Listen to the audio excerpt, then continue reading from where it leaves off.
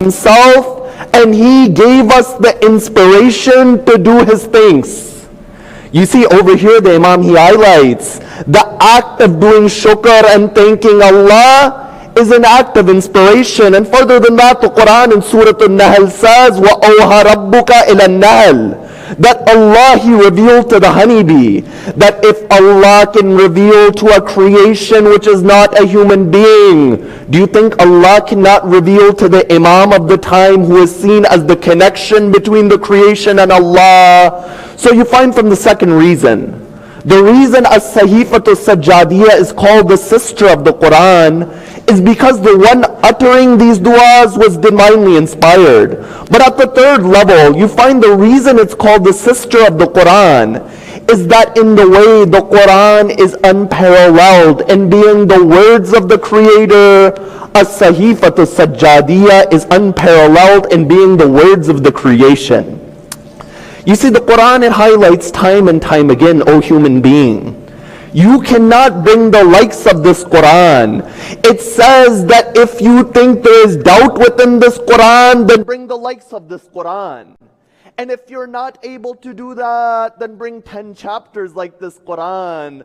But then it finally says, if you can't even bring 10 chapters, وَإِن كُنْتُمْ فِي رَيْبٍ مِمَّا نَزَّلْنَا عَلَىٰ عَبْدِنَا فَأْتُوا بِسُورَةٍ مِّن مِّثْلِهِ وَادْعُوا شُهَدَاءَكُم مِّن دُونِ اللَّهِ إِن كُنتُمْ صَادِقِينَ. The Quran over here in Surah Al-Baqarah, chapter 2, verse 23, it says that if you are in doubt about what we have revealed towards our servant, then bring the likes of just one chapter and call whoever you may want as your witnesses besides Allah to support you. Over here, the Quran, it shows that the reality of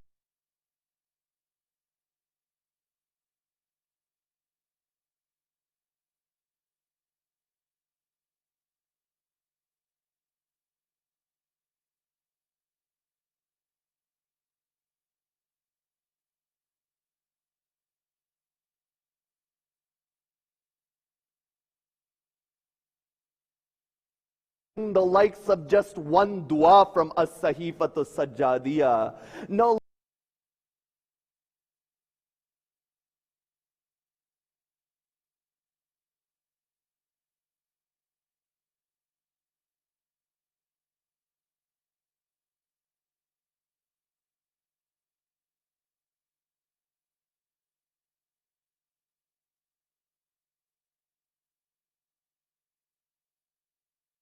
du'as.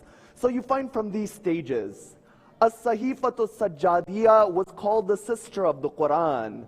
But there are many questions that remain, that if we are to examine the Sahīfah, and we are to understand the relevance of the Sahīfah in the 21st century, then there are many contexts, there are many questions which must be answered about the Sahīfah.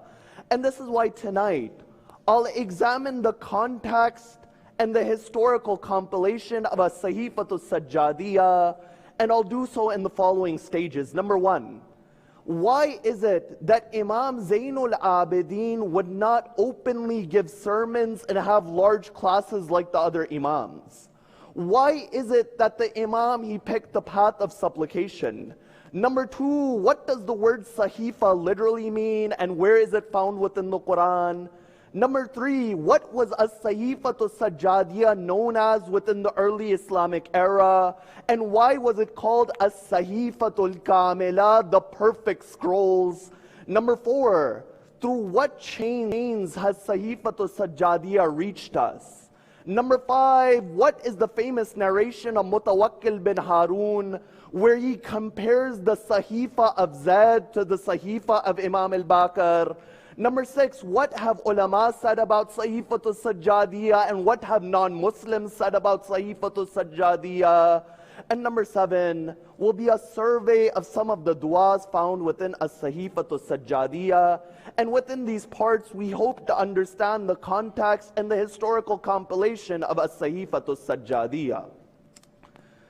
You find from the first level, as-Sahīfah as-Sajjadiyah was the compilation of the du'as of Imam Zayn al-Abidin.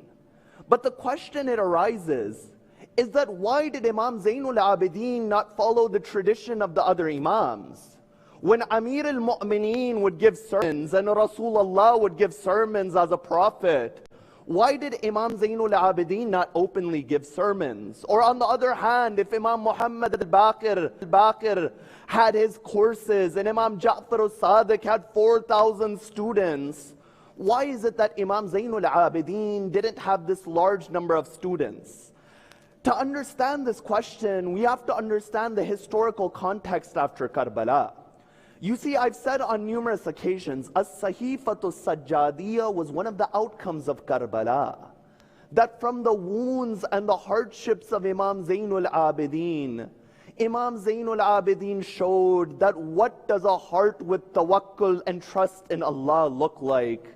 The Imam, he showed that what does a broken heart look like when it calls upon Allah. You know, the Imams, they said, when you call upon Allah, call with a broken heart. A man, he comes to Amir al-Mu'mineen. He says, "Oh Ali, I pray to Allah, but my du'as aren't accepted."